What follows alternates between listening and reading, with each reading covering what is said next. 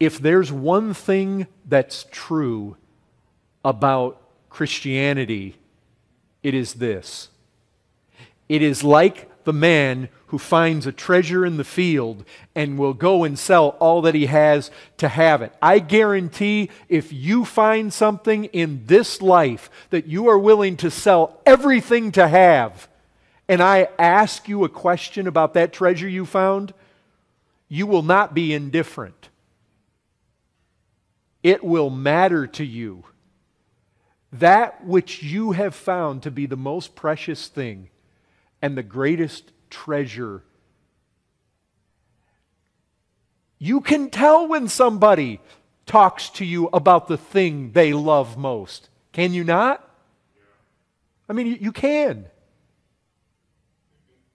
It is not difficult to talk to somebody. I understand you can find the most godly man in the world, and if you take a snapshot of his life, a certain snapshot, it may not overflow with love for Christ. But if you take the whole, it does. And you don't have to be with somebody long before you know what they love. You know, if somebody goes to the same church,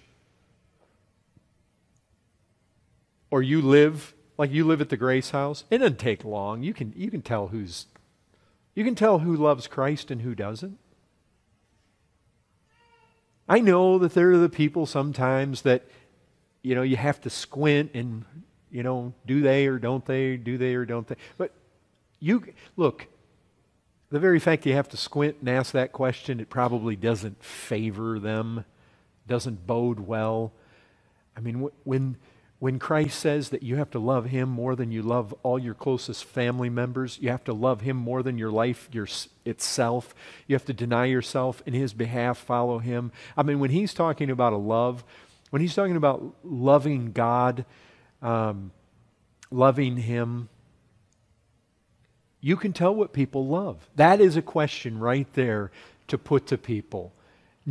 Look, if you ask somebody, do you love Christ? Every hypocrite under the sun can give you the right answer. But when you ask somebody, what do you think of Christ? If they can't find words, I mean, if they can tell you in one sentence what they think of Christ, and that's really all the more they have to say, that says volumes. Now, if they can't tell you because you've taken their breath away and there's tears building in their eyes and they can't say anything because you've just hit on something that overwhelms them with emotion and there's more to say than they can possibly say, well, that's a different thing. But that is a question to ask.